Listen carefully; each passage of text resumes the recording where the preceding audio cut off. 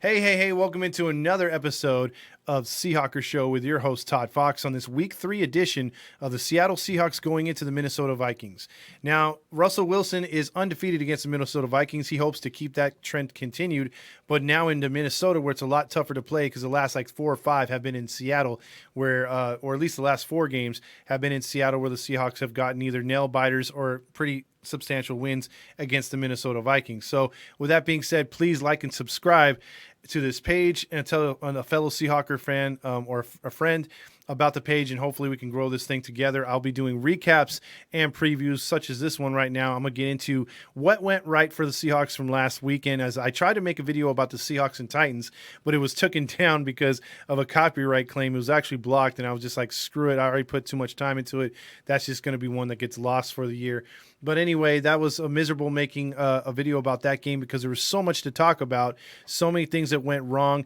In a division, the only thing that would have made last week's loss terrible was the fact that it wasn't a divisional game. If it was a divisional game and we lost that one at home the way we did, would have been just a real kick in the crotch. It was already a punch in the gut. Losing a game you should win early in the season. You could have been 8-0 as a division. Instead, you're the lone team sitting there at 1-1 because the other teams like the Rams were gifted a win. The Cardinals were gifted a win by this weekend's opponent, the Vikings. So let's get into the video real quick here. Let's see some of the highlights. First, I'm going to show you some of the things the Vikings do right and some of the things they do wrong. Here's a game versus the Cardinals last week. Here's some of the things they do right in gashing the opponent. Now, watch as the Cardinals play basically a 3-4 defense right here, lining up against the Vikings. Here's the Vikings. What they can do best is a play-action pass. The threat of Dalvin Cook. You see right here, this linebacker right there, this linebacker or the safety come up. That's going to leave you one-on-one coverage down the field because you're scared of Dalvin Cook. Even with a 4-man, 5-man rush almost, you're leaving leaving guys on a plane. And look what happens. Wide open down the field. And that's a foot race and touchdown right there. So that's like one of the first plays of the game. Vikings go up 7-0 because of that. So then that opens this up. So now right here, you're going to see that they were exposed because they all came up and had single coverage, no safety help over the top. Now you play conservative thinking that the Vikings are going to play action pass. Here's what happens here. They run the ball then. Pitch it. You got your blockers out in front. He's able to get a big run. Next play, same thing. The Cardinals over pursue. There is a nice run by Dalvin Cook. He gets into the secondary spot of the defense. Here's another play right here. That run game opens this up. Play action pass. Little dump off. Now, that looks eerily familiar because the Seahawks will play this zone defense, exactly what the Cardinals did.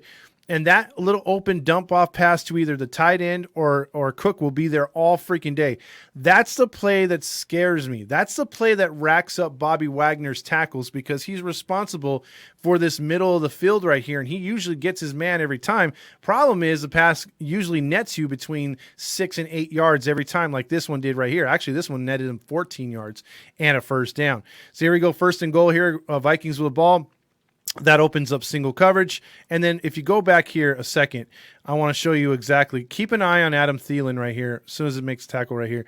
Watch Adam Thielen right here in the down here on the left side. He gets away with this. He gets away with a push-off. He pushes watch him push the corner. Now, it's one thing to push within 5 yards. He pushes in the end zone, and there's a no call. This should have been offensive pass interference. Check out Thielen down here. Look, push right there. Pushed off with his left hand. Got away with it. Touchdown, no call. Here's what the Vikings can do again. Good. Look, up the middle. They gash you. Cook is very fast, and he can get to the secondary spot of your defense very quick. Now, Vikings also do this. They run the 4 wide receivers with a 1 tight end up here. And what they're going to do is they're going to release into some short passes. So here he is right here. Cousins back to pass. Looking downfield, has, quick but he does right here to Cook. They set up the little screen, and that's what they're going to do a lot of. Here they go again, 4 wide receivers. Cook moving to the outside for extra protection. Shotgun pass. He's got to get rid of it fast. No, it's not there. And this is what he can do. This is what he doesn't get credit for. Kirk Cousins can run the football. And right there, he picks up about 20 to 25 yards because of blown. The coverage was actually really good. But the middle of the field, he's not a Lamar Jackson. You rather have him run to the left or the right side of the defense. You don't want him running up the middle because he'll get his speed and his momentum, and he is fast as a freaking linebacker. So he can get to the outs. He can get into the second level really fast. But if you have him being chased to the sideline, you have a better chance to get him either way. So there was a big run. Then here's a handoff here to Cook again, gashed up the middle. The defense is not picking up on whether it's a pass or not. So that's a problem. Here's another play action pass. The Cardinals over pursue. They come up here. They're watching the quarterback, but still athletic throw to Jefferson in the end zone. He does that little stupid dance that Carlos hates so much, my friend who's a big, huge Vikings fan. But yeah, that was a pass that he made something out of nothing. Now here's the Vikings defense. Cardinals right here with the ball. If you get good protection, their corners and their linebackers are very slow. They have a poor against the pass secondary and a poor linebacking crew. Now against the run, they're decent to above average. Against the pass, they are not so much. If the Seahawks do protect and do not let the Vikings run roughshod, Seattle should pick them apart in the pass game, especially if Seattle uses the tight ends, which they haven't done in the last 2 games. Well, at least last game. Didn't use the tight ends at all. They used them only about like 3 or 4 times in week 1. And they were effective when they used Disley and Everett.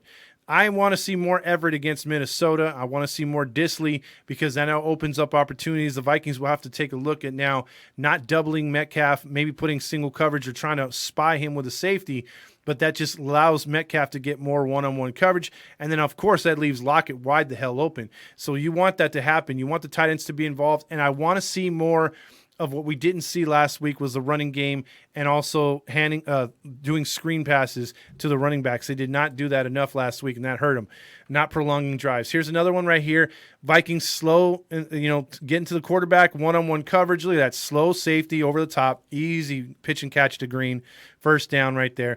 And here's what the Seahawks can do on offense here: play action pass, Wilson down the field. This is what they can't allow to happen because if he gets into that deep drop, let me go back here. If he gets into this deep step drop against the Vikings, right? Here's what's got to happen. Right here, where to Carson, the play fake is. You got 2 seconds to maybe 3 max to throw the football. You got to get rid of it. If he steps up right here, the Vikings will do the same thing as the Titans do. Right here, the hole is open. He's starting to decide, do I go down here by the 1st and 10 marker? Do I go to the 40-yard line and go up that way? The receivers are starting to get separation. He's got to get rid of the ball at this point. Now, he decides to tuck it probably at this point and try to run for it or get into the line of scrimmage and then throw. But the problem is he runs right into the teeth of the defense because the offensive line collapses. That's what the Vikings will be able to do, too. They'll be able to take advantage of that. Here's 3rd and 14, almost the same crap. Back to pass, get rid of it right here. Throw it. Nope. Runs right, tries to squeeze through to make a run, runs right into 2 defenders, another sack, killing yet another drive. So that's what the Seahawks cannot do. They got to max protect against the Vikings. Here we go again. Now here's the Titans on offense. This is what, again, you can expose the Seahawks defense by doing this. And then unfortunately, against Trey Flowers is definitely a guy you got to look at if you're the Seahawks. That will be all day. Julio Jones abused him several times in this game. So right here, here's what you got right here. Seattle's got the ball, or Titans got the ball, 1st and 10. You have to avoid this. The play action pass, Tannehill throws it on the run. That's what Kirk Cousins can do all day. Now here's 3rd and 10. Here's what Seattle can do. Sneaking Bobby Wagner up on a blitz. This could work when they run their 4 wide receivers, that being the Vikings. Wagner right up the middle, gets a quick sack. Big sack, end of the drive, forced him into a field goal. Here's what Seattle can do good on offense. Here, play action pass, roll Wilson out, rush comes, throw back across the field. This play works so much for them, throwing back across the field. This found Lockett for the big touchdown, and Seattle would grab the lead at 10-6 right there. And here's what they can do on defense. So on defense, Kirk Cousins is much like Tannehill. Tannehill fumbles a lot, and he throws errant passes for interceptions when you pressure him. So in this game, the first half, they were all over Tannehill. Second half, not so much, and that's why Tannehill got comfortable. That's why the run game opened up, and that's why the Titans wound up scoring 21 unanswered points, or 21 points in the second half, including, and then 3 more for the field goal in overtime. So here's a play right here. You can sneak up from the weak side, a blitz right here, and then Tannehill, just like Kirk Cousins, fumbles. Kirk Cousins fumbles a lot, and this could be something Seattle can take advantage of.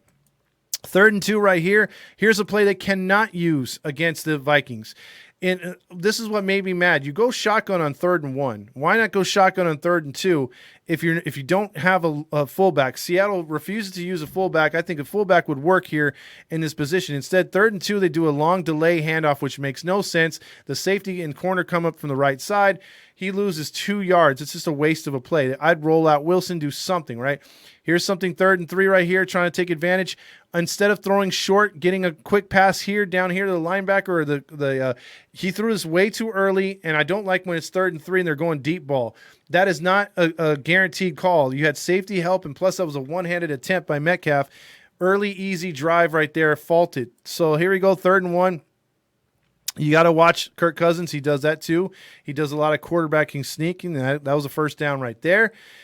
As we're getting to some more highlights right here, Tannehill out of the shotgun. This is a lot what Kirk Cousins can do too. If it's not there, he'll take off. We saw the video of him getting 25 yards. Well, that's what Tannehill did right there. Got 15 right there on that run because there was no one protecting the middle. Then right here, they come with a blitz. This is another thing the Seahawks can't do. They did this twice in the game. Good coverage, good defense, no call till right there. Reed taunted the receiver. That was a 15-yard penalty, and that led to an easy Titans first down. As you see right here, it's unsportsmanlike conduct. He taunted as soon as he got up. That prolonged the drive. And then he had play, instead of the drive being over, the drive continued. Tannehill but takes a nice sack. And that's how you have to stop Kirk Cousins. Come with a rush up the middle. Force Kirk Cousins to run to the side. Don't let him run up the middle. So there you go right there. He took away the middle. Nice little sack right there. And then here come the Titans again later in the game trying to drive. That's what they can do. That's what the Vikings can do. Dalvin Cook, like we saw. And that's how you could beat the Seahawks defense. And Wagner making the tackle because nobody else can apparently. He had 20 tackles. Picture this being Kirk Cousins. Back to pass. Zone right there. Weak zone. What do we talk about? The only guy to make the tackle, again, Bobby Wagner, because that's his area. The zone is too big right there. Norton never tightened up the defense, never came with blitz. Look at there again. Zone, little dump off to the running back, easy 12 to 13 yards. Here's a handoff when you over pursue. There he is getting almost to the second level, getting about 9 yards on first down. 2nd and 6, same thing. Watch the drop back zone. Instead of playing good against the receivers, that's there all day. All day. Adams and freaking Wagner having to make the tackles. And then, of course, right here, here's 3rd and 1. Handoff right there. This isn't a touchdown, but he gets to the 1 yard line, and then after that, that is pretty much it. So that's the video right there. My keys to the game: tighten up the zone against the Vikings. Vikings have a lot of weapons. Cook is going to be playing injured a little bit in this one, so he's not going to get the bulk of the carries. You might see a two-back random combination at times, depending on Cook's availability and how many plays they want to let him play. And this is a desperation game for the Minnesota Vikings. They cannot afford to fall to 0-3. Even though the Packers aren't 2-0 like they normally are, there's a good chance they win against the 49ers, which I'm picking the Packers to beat the 49ers on Sunday Night Football.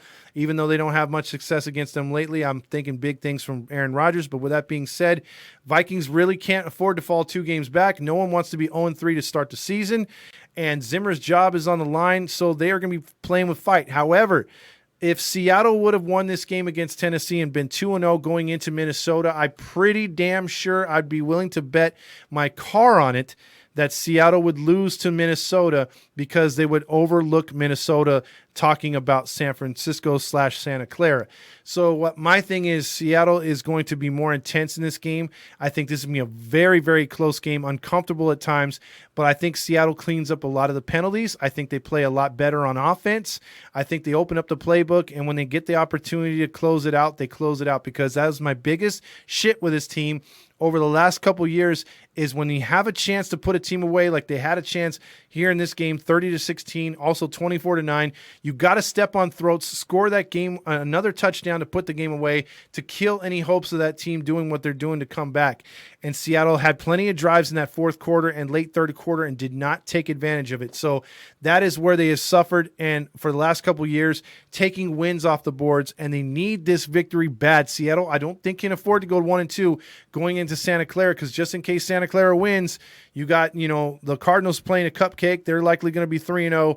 The freaking Rams are playing Tampa. Who knows what happens? They beat Tampa last year, but I think Tampa gets them this year. So at least 2 losses are going to come from this division. I don't want Seattle to be the 3rd loss in the division. So hopefully Seattle can take care of business against Minnesota, make Kirk Cousins make interceptions and fumbles and stymie that offense. As good as the Vikings offense looks at times, they look just as bad. There is no in between with this football team. So hopefully Seattle gets the bad Minnesota Vikings, and hopefully their offense can be very consistent, and Seattle can put up over 20 to 30 points and get the W. So that's my prediction. I think Seattle's going to win 31-28 in Minnesota to continue the win streak.